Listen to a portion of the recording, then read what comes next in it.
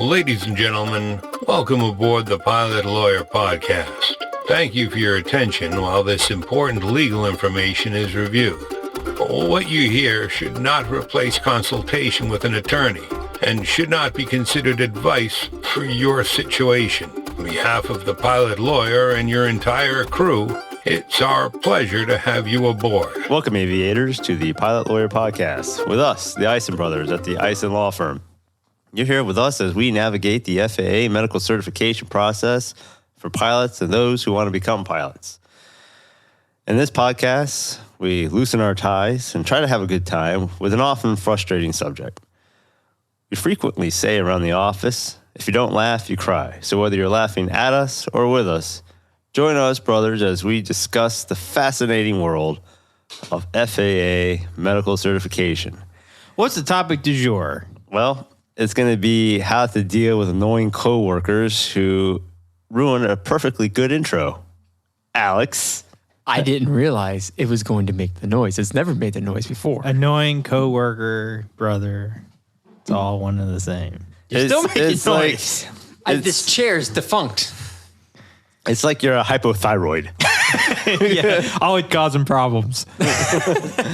So, well, speaking of hypothetical hypothyroids, what is that? yeah, tell us, doctor. Now, I asked you to brush up. Well, what do you want to know? I mean, What is? Well, that's good. It's going to be. I'm going to say, hey, I want to know what it is. so you're going to Next say, time okay. Next time I go to my doctor, he says, "Hey, you got a little thing of cancer." I'm gonna say, "Well, tell me about it. Well, what do you want to know about it?" You ask the most general questions, and then I start spewing stuff. We try to give you easy layups, and then every time It's like, There's no such thing as an easy layup, and you know it. That's what Okay, she said. so there's either primary or secondary hypothyroidism. Primary hypothyroidism usually is like an autoimmune, so such as like Hashimoto's. What does autoimmune mean? So the body is essentially attacking itself. Go ahead. So either primary with the autoimmune, or there's some type of structural issue with the thyroid itself, such as cancer. You know, the thyroid's been resected because of the cancer, or because of another. Do what? Because of the cancer. Resected, taken out. Hasta la vista. Okay. Bye-bye. And that moves us into the secondary. I guess if somebody's listening to this podcast, they probably already know Right. what I don't know. Why are we wasting time having Alex explain it to them? There are some individuals who may just be listening for the kicks. Okay, fine. I was trying to fill up some time. Apparently, you already know what it is, so I don't know why we're taking the time what's to tell you. secondary hypothyroidism, sir? Well, that's where Hashimoto came in. Hashimoto. Hashimoto is autoimmune. That's primary. No? All right, well, secondary. Secondary is the issue with the pituitary gland. We're trying to give you a little phase time. Okay, well, hang on a second. I'm interested about this pituitary issue. Tell us more. So the pituitary is what secretes the hormone that acts on the thyroid to secrete the thyroid hormone. It's a signaling thing. All right. So Yeah, you're it's saying like secrete. saying the pituitary's messed up. Defunct. Defunct. Yeah. And now- So that's going to turn your hypothyroidism into a neurological issue probably pretty quick. Hikaru Hashimoto, born May 5, 1881. Happy birthday. Died Belated. January 9, 1934. Was a Japanese doctor and medical scientist of the Meiji and Taisho periods. He's best known for publishing the first description of the disease that was later named Hashimoto's thyroiditis. I'd hate to be named after like a disease. I'd hate to be a disease. Well, I know I am a disease, but you know, look like that. yeah. Well, he wasn't named just after disease. He didn't only get his name on a disease, but apparently he also got Hashimoto Street on the Kyushu University. They've named a road on its Maidashi campus. So he's got a lot to hang his hat on. You just butchered those Japanese words. Yeah. Listener, so sorry. Sorry. Anywho, Lo siento. So there's hypothyroidism. And I guess the question is, if you have a history of hypothyroidism, Well, based off can you your get a hypothetical, medical certificate with based the off your FAA? hypothetical, I probably already know I have it. I know what it is. I've already got a medical, and I won't listen to this. Just silly looking at podcast. you, I know you got it. There's some pituitary problems. I mean, all seriousness, if you do have hypothyroidism, what are we looking at? in terms of like, what are my symptoms? Outwards, What are my symptoms? Yeah, manifestation of symptoms. It's right here in front of you. You're shuffling through the paper. Yeah, I'm on this little. Now you're being rude and coughing. I scooted the chair back. Have you got Hashimoto? I've got. Is cough one of the symptoms? No, but that's- definitely some fatigue, some lethargy. Check. Yes. Check. Mental status impairment. Double check. Yep. So the thyroid is what's going to regulate kind of all your body functions. It's going to, tell your cells how to metabolize the nutrients coming in and whatnot. So if you have a lack of it, everything just slows down. You know what? The more I hear about this, the more I think you and I have that issue. We should have an on-air blood draw, and then the next episode will be the reveal. Just slit my wrist and throw my blood across the room. That is the mental health. Yeah, there you go. Yes. So can you get a medical certificate? Absolutely. Well, sure. What specific regulations does hypothyroidism fall under? Is there a regulation that speaks to you hypothyroidism? tell me what it is. Well, Your face there time. is not a regulation that specifically references having hypothyroidism as a specifically disqualifying condition. Is that specific enough? That's specific for me. So in other words, if you have hypothyroidism and you go in to see your AME and he tells the FAA because you told the AME, they're not going to come back and say, hang on, you're never going to get a medical because you have a specifically disqualifying condition. Hypothyroidism is not referenced in the regulations. There, I said it. But it is one of those conditions that falls within a catch-all under 67.113, 67.213, and 67.313, each of which corresponds to first, second, third class medical certification. So, long story short, if your history of hypothyroidism, based on case history and the qualified medical judgment, would make you unsafe to operate an aircraft, I'm paraphrasing that because otherwise it gets really wordy really quick, then the federal air surgeon can say at their discretion, no, this is a medical condition that is going to be disqualifying, even though it's not specifically referenced. So it's one of those conditions that we as lawyers kind of like to deal with, because when you're talking about discretionary issues, there might be more way to make an argument that the qualified medical judgment would say, hey, listen, this is something that's not going to be an issue here. That's beautiful. I have seen cases before. It's very rare somebody gets flat out denied for hypothyroidism, but I've seen it before because of the unstable underlying symptoms that pose an aeromedical risk. But Are they worried that there would be a sudden incapacitating event while in flight? Maybe not sudden, but certainly be subtle. I do what? You know how sometimes they say, well, we don't want any subtle incapacitating symptoms. Like all of a sudden you're just Who's saying that? can't. Dr. Bradshaw on his episode with us, it was, we're looking for subtle aeromedically significant concerns. Do you think he had a slip of the tongue and meant No, sudden? his tongue was in place and was not slipped. Didn't slip out of place? No, so here's the thing. If What's you go subtle? I don't know. Subtle incapacitating. Should have asked him event. then when he was on the podcast. Get him back on the phone. Say, hey, we're filming this here now, and we. All right, fine. Just accept it. Camera 2, push out. Wait till I get him on the phone. Get me camera 2. You need the wide lens. Okay, so can you get it? Let's just cut through the guano here. Can you get a medical certificate or not? Well, if it's resolved and you have no treatment being required, and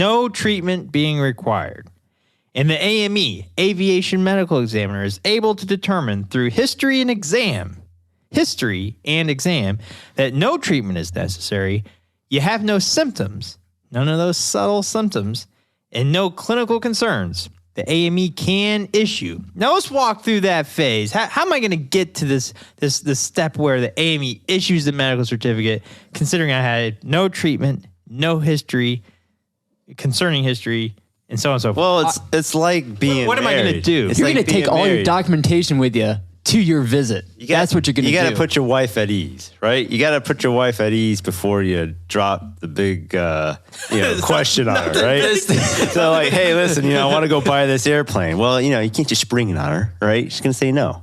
I've bought the airplane. That's how I usually handle so it. So we have to work them into a comfort zone. Same with your AME. You got to work them into a comfort zone. Got to make them feel safe. Yeah, make them feel safe. Make them feel comfortable, confident. It's easier to ask for permission than forgiveness in this case, rather than my scenario. Well, just lay it on the line. So here's what lay it all out there. If you have no problems, your best bet is to show up to your aviation medical examiner with a letter from your doctor saying, hey, I'm the one that's in charge of this guy's history or this gal's history. And they've not had any problems, not being treated for hypothyroidism, not having any symptoms on exam with me, and so on and so forth. So even if the AME issues the medical certificate, let's say you didn't listen to us, which is probably likely, and you went to your AME and your AME still issued your medical certificate, the FAA could still follow up and say, hey, listen, we heard you had hypothyroidism. You sent us a letter from your doctor. So the idea here is if you show up with a letter from your doctor to your AME, and then that's ultimately transmitted to the federals at the FAA. Federales. You'll end up in a spot where they'll have what they need. You probably won't even have to hear from them. What is the chances of that follow-up? I mean, is that pretty good chance? Yeah. Pretty good chance. Now, sometimes if your AME does a good job of notating in block 60 on the 8500-8 that on your MedExpress that, hey, yeah, I've thoroughly vetted this and there's no problems here and so on and so forth, maybe you don't get a follow-up. But if it's just hypothyroidism, there's nothing else, and the FAA ultimately does a QAP audit of your exam, and they say, hey, this guy's got hypothyroidism. Nobody, what is it? Is it okay? Is it not okay? And the AME hasn't said anything. You're just likely to get an info request letter. An info request letter will probably say send us a letter from your doctor, and maybe even send us a TSH blood test to prove how you're doing with the hypothyroidism, which we'll talk about more in a second here. Ultimately, you'll hold your medical certificate during that time, unless you've been deferred. And upon receipt of a favorable review of that documentation, the FAA would probably send you back a letter of eligibility saying that the hypothyroidism is fine, or you might end up meeting criteria for the CACI program. CACI. Conditions. Slip of the tongue there, myself. Conditions AMEs can issue. Conditions AMEs can issue. CACI. So CACI. if you have primary hypothyroidism, That's absolutely right. If I have it in the moment I have it, you come in and it's active. it's active. I don't meet I the can criteria see for the your- first thing. Your thyroid. My thyroid is doing thyroidism. What it's not Yes. supposed to do. So in that situation, it's no longer Resolved. It's no longer a mother may I. It's you're going to have to come in with a letter from your doctor, a current detailed clinical progress note. Now, All right, wait, let me ask you this.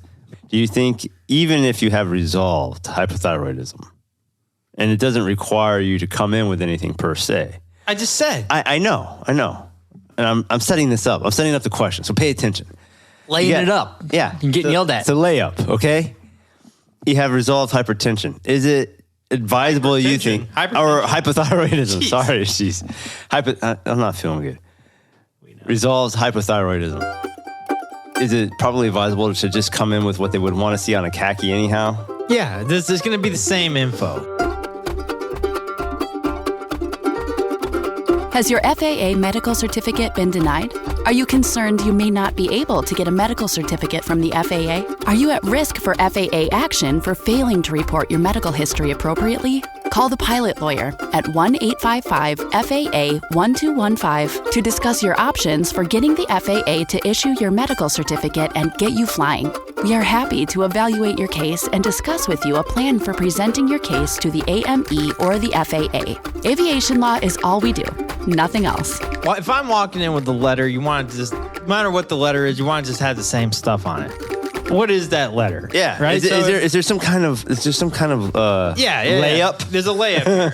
Some kind of the documentation advice? for the CACI program for hypothyroidism. This is from the FAA. This is from the federals. This is what they want. They want it to be current. So they want it to be within 90 days of you seeing your aviation medical examiner. Here's what they want to know. They want to know if the doctor, your doctor, thinks that the condition is stable. Okay? You're not zigzagging all over the place like Miami? like my weight. No, not me. Your treating doctor. So if you don't have a treating doctor, you better go get a letter from a doctor. Go find yourself a doctor. I would think if a pilot, most pilots, they should just have a doctor that they can go to. They should just have a doctor. Okay, just find a Yeah, doctor. but if I have a doctor, then I gotta start explaining why I got it. Why do you got a doctor? Have a relationship. Have a relationship. What if I had a concierge? Concierge, I find those to be intriguing because those people, you don't have to wait around for letters. They're right there. They're writing the letters. Concierge, baby. Concierge, yeah. If you can afford a concierge doctor, our advice is get one. Okay? Maybe marry a doctor. Married doctor. Well, no, then it's like, well, your wife wrote this or your husband wrote this. This is crazy. Yeah, they're saying whatever they want. Yeah, you can't do that. Come on this podcast and suddenly you lose all your ethics. You just start you just spitting stuff out. Yeah, I didn't say that. Stuff sounds good. My ethics are sound. Sounds good on the airwaves. There's no slip of the tongue on my ethics. Treating physicians finds the condition stable. Okay, check. You can do that. Symptoms and signs. The doctor is going to need to explicitly identify whether or not you have any of the following: fatigue, mental status impairment, or symptoms related to pulmonary, your breathing, cardiac. That's good. Or visual symptoms. You can hear me now blinking into the microphone. So if you're not having any problems with your vision, I got your pink eye heart, now. your pulmonary function, that needs to be noted in there. Then now here's where it gets crazy. You gotta be on your toes. You can only be taking certain acceptable medications. You can't just be taking whatever. You can't be taking Carter's little liver pills. You gotta be taking one of these approved medications. So Do you think Carter's little liver pills they get tired of it. Are they disqualifying? They still make them? I thought that maybe it was just like a candy. What is it? Well, you have a Google all I machine. ever know is the saying, "Oh, he's got more X than Carter's got pills." Carter's. Yeah, look it up here. While you look for that, I'll read the rest of this. So here are the acceptable medications: levothyroxine, It's funny. levothyroxine sodium, which is like Synthroid, and levothyroid, porcine thyroid. Am I saying that right, Alex? Sure. I don't care. Liothyronine, sodium, and Leotrix. So there are certain medications. Check the database, as this will occasionally change. Check that before you get a letter from your doctor. I'm gonna take a break real fast from what the letter from your doctor needs to say, while Christopher anxiously awaits to tell us about Carter's little liver pills. Carter's little liver pills are a laxative. I know you Of all the times I have a should have camera. been drinking that one. I knew as soon as I said that you were going to lose it. I had no idea. Yeah, Carter's little liver pills are a laxative that were originally marketed as a cure-all for a variety of ailments, including headaches, digestive issues, and liver problems. Just poop it out. So Carter's little liver pills are still available on Amazon. so not candy. It's the You anti-candy. got a migraine, you can. We'll get rid of that in the bathroom. You're gonna forget all about that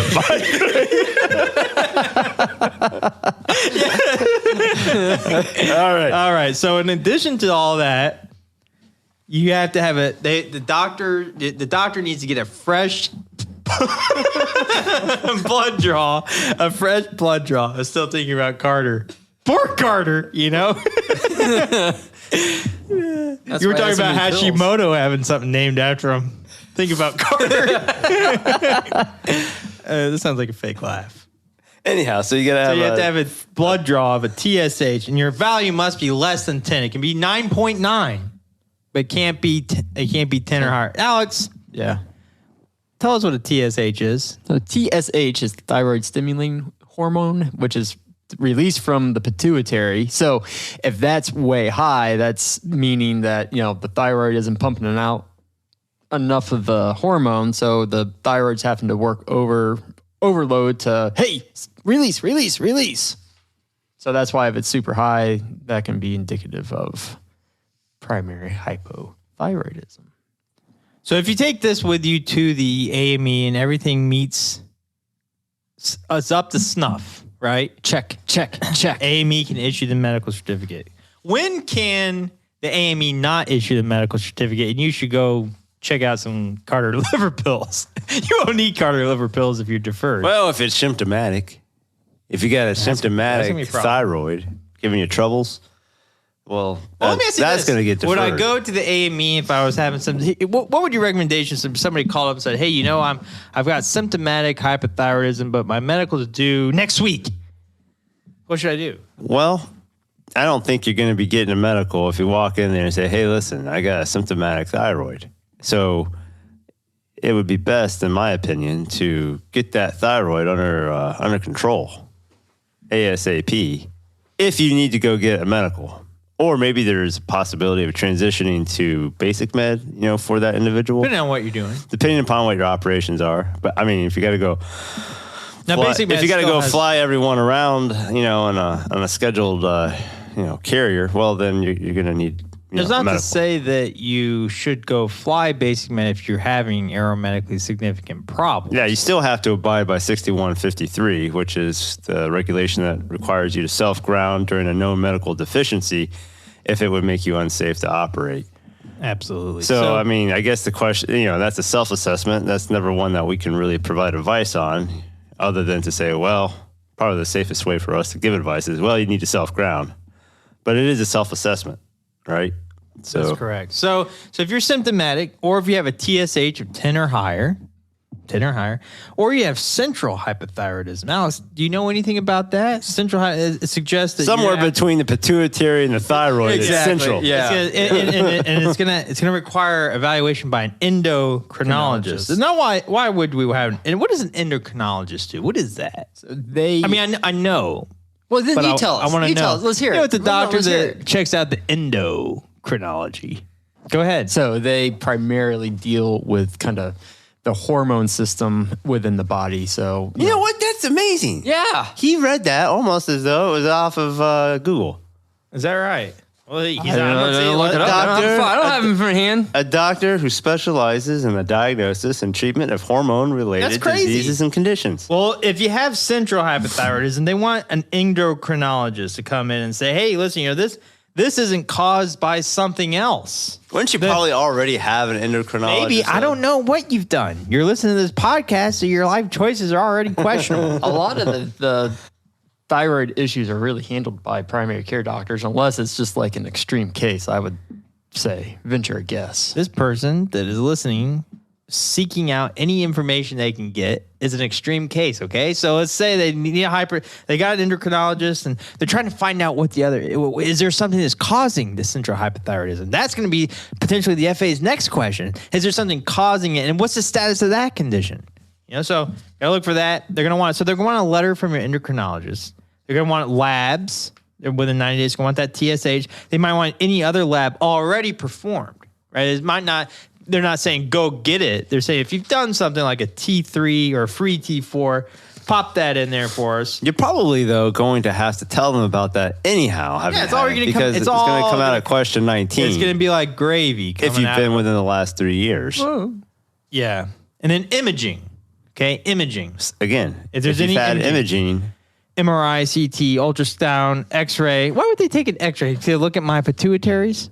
Yeah, potentially to see if there's any masses or anything like that. My thyroid. But you're really going to get that on the CT or MRI. And if you're to that point, you've had it all done. Now, this is different than thyroid cancer, obviously. But that's its own thing, okay? So that's its own let me throw a wrench decision tree in this whole analysis. Ouch! If you have hypothyroidism, you could have hyperthyroidism, right? If one has one? I'm not saying that if you have hypo, you're going to have hyper. I'm just saying you can't have both. There could be, opposite ends of the spectrum. I understand. But my point is that, hey, listen, if the thyroid could be hypo. Yes, it totally could be hyper. It could be hyper. And in that case, we're not talking about the same paradigm here, are we, Anthony? Absolutely not. Same schematic. It's a completely different analysis.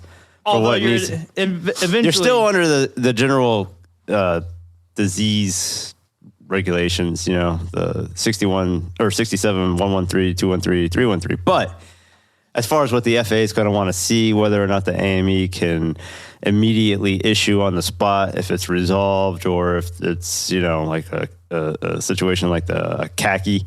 They don't allow for that under the hyperthyroidism, correct? That's correct. And in that case, you're going to have to come in armed with, You're gonna have to have arms. Okay, you're gonna have at least one, maybe.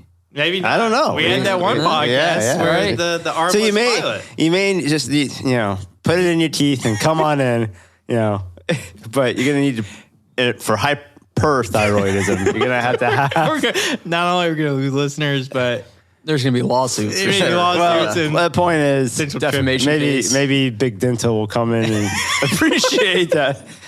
Hey, let me lay one up for you. But no, seriously though. Oh, come on. You come in, you're going to have your detailed clinical progress note, up-to-date blood work, any other type of documentation that would show that it's either resolved or it's not currently symptomatic, presenting any kind of aeromedically significant conditions.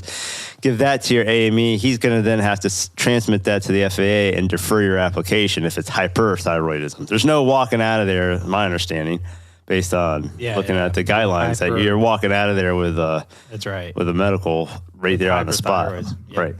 What if I was like 2 weeks out from my exam with the AME and I'm like, oh, dang, I forgot to put down that pesky hypothyroidism. You should do an amendment. You should do an amendment. Give us a call. We'll talk about, hey, you should have put this down and we'll figure that out. But let me throw a hypothetical out there for you. Okay. Yeah. Oh, whoa.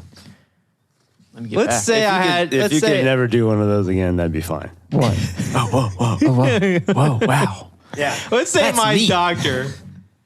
Let's say my doctor is none other than Dr. Hashimoto. And he's written me a letter saying I'm fine. He's fine. And he actually I exhumed him from the ground. He's fine. Put pen to hand, pen to paper. It's like Weekend at Bernie's. Yeah, and he says it's fine. Hashimoto Do you style. think that'll get me around potential deferral with that? Probably not. It doesn't matter what the doctor's going to say per se. I mean, unless your AME. Well, if he's saying you're fine, sure. Yeah, what's the point of your taking all blood this work stuff and with your us? blood work I'm talking is about for hyperthyroidism. hyperthyroidism. Well, that's Hashimoto is not. He only knows the low. He don't know the high. He doesn't know anything about he it. doesn't get excited. He doesn't. He didn't study the high part.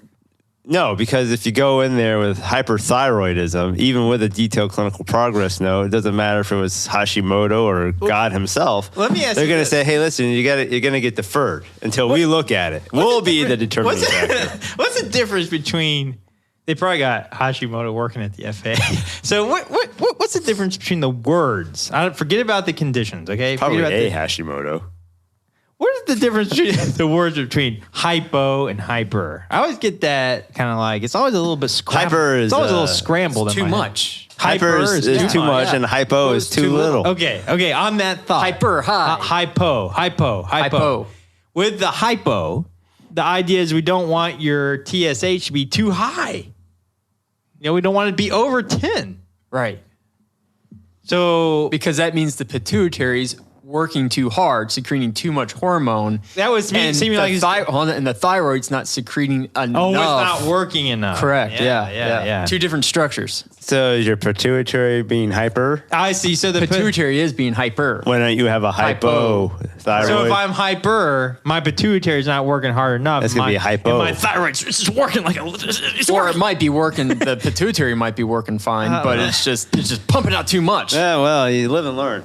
You know what's the interesting? Down in thyroid- West Palm, there's a street called Hypoluxo, which is interesting considering how much wealth is down in West Palm.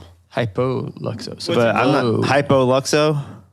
There's like a street off of 95. It's like an exit. Hypoluxo. It's like right before you get to like Mar-a-Lago It's like area. not enough luxury. I guess. I mean, It's like I'm the poor side of town. yeah. That could be.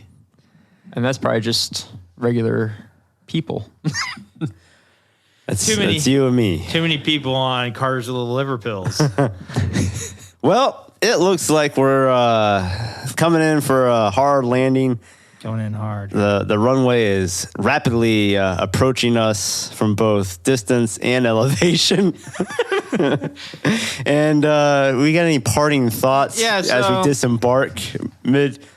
Did anybody see the Mid-flight. video of the Spirit airline in Fort Lauderdale trying to land amid the torrential wind and downpour from Hurricane Helene here recently? No, that wasn't as good as the one of the flight aware of it, like the showing the eye right over like Cancun, And like there's in a flight aware, Private jet. No other aircraft at all except for Spirit, like flying right into it. There was somebody in some private jet that flew through the eye at like 45,000 feet, and Twitter was just aghast. Well, like, what is this guy doing? How reckless! Oh, okay, it's crazy how everybody. But the hurricane hunters. Yeah, it's like crazy how everybody. But wait. But the best part though is, people were wanting to know who's doing this, and then everybody's putting their little memes out there. I know who it is. They got a picture of Maverick. Oh, anyhow, probably the guy they put probably the Mossad guy with the beepers. Yeah, I got beepers to deliver. Yeah, that's crazy. Yes, sir. All right. Even though we, Carter probably denies who we are at this point, not going to give us any more. That's pretty crappy. Pills. You've logged another uneventful half hour listening to the Pilot Lawyer podcast. What do I say now? I think that's it. We'll talk to you later. Yeah, talk to you later. Take your Carter little liver pills.